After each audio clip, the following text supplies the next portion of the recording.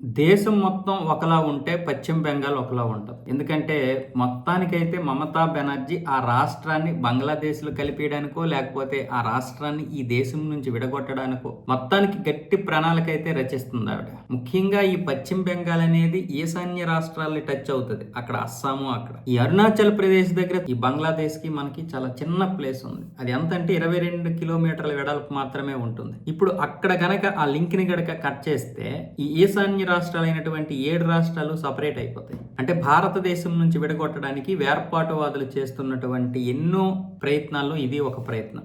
ఈవిడ వేర్పాటువాద లక్షణాలు కలిగినటువంటి ముఖ్యమంత్రి కాబట్టి ఈవిడకి 2011 నుంచి కూడా పశ్చిమ బెంగాల్ ఆవిడ చేతుల్లో ఉంది కాబట్టి చిన్నప్పటి నుంచి కూడా ఈవిడ కమ్యూనిస్ట్ భావజాలంతోనూ అలాగే ఇస్లామిక్ భావజాలంతో పెరిగింది కాబట్టి హిందువులంటే ఈవిడికి ఇష్టం ఉండదు. అలాగే ఈ 2011 నుంచి హిందువుల్ని ఎన్ని రకాలుగా ఇబ్బందులు పాలు చేయాలో అన్ని రకాలుగా ఇబ్బందులు పాలు చేసింది.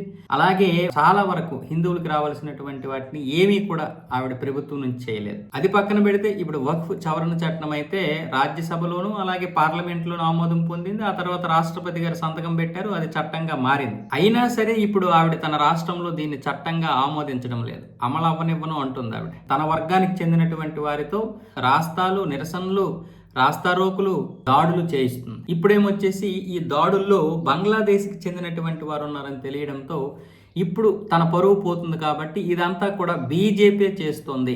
బార్డర్లో బీఎస్ఎఫ్ వాళ్ళు ఉంటారు, వాళ్ళకి అనుమతులు ఇవ్వడం వల్ల ఆ హోమ్ మినిస్టర్ ఎవరైతే ఉన్నారో అమిత్ షా అనుమతులు ఇచ్చి కొంతమందిని బంగ్లాదేశ్ నుండి రప్పించి మా యొక్క గ్రూపుల్లో చేర్పించారు. దానివల్ల మా పరువు పోవడానికి కాబట్టి మోదీ ఈ అమిత్ షాని నిలువరించాలి అని ఒక స్టేట్మెంట్ ఇచ్చారు ఈవిడ.